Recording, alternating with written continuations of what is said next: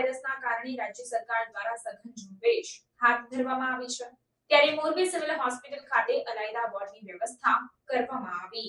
સમગ્ર ગુજરાતની અંદર જુદા જુદા જિલ્લાઓમાં ચાંદીપુરાના કેસને લઈને ચર્ચાઓ ચાલી રહી છે, ત્યારે મોરબી જિલ્લાના લોકો પણ ચિંતાતુર હતા, કારણ કે સરકાર દ્વારા જે રિપોર્ટ જાહેર કરવામાં આવ્યો છે તેમાં મોરબી જિલ્લામાં ચાંદીપુરાના 3 કેસ હતા અને તે દર્દીઓના મોત નીપજ્યા છે, તે પ્રકારની વિગતો સામે આવી છે। ત્યારે આ બાબતે મોરબી જિલ્લા કલેક્ટર સાથે વાત કરતા તેમણે જણાવ્યું હતું કે મોરબી જિલ્લામાં ખેતીવાડી અને ઔદ્યોગિક વિસ્તારમાં રોજગારી માટે થઈને બીજા જિલ્લાઓમાંથી આવેલા પરિવારો પૈકીના 3 બાળકોને જુદા જુદા શંકાસ્પદ લક્ષણો જોવા મળતા હોવાથી તેમને રાજકોટની મેડિકલ કોલેજ ખાતે સારવાર માટે લઈ ગયા હતા અને તેમના સેમ્પલ પૂનાની લેબોરેટરીમાં મોકલવામાં આવ્યા છે।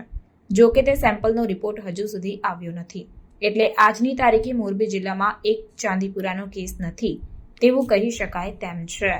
એક જ ક્લસ્ટરમાં કેસ બનતા હોય એટલે પ્રાથમિક દ્રષ્ટિએ એમ માનવાનું રહે કે આપણે ત્યાં ચાંદીપુરમના કોઈ કેસ છે નહીં, આ બહારથી આવેલા શ્રમિકોના બાળકો છે।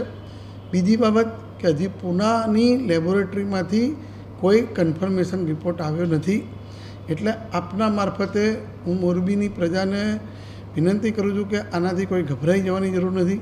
વહીવટી તંત્ર સંપૂર્ણપણે સજાગ છે, સક્રિય છે અને જ્યાં જે પગલાં ભરવાના છે તે જિલ્લા વિકાસ અધિકારી શ્રી, CDHO, CDMO એ બધા જ એક્ટિવલી કામગીરી કરી રહ્યા છે।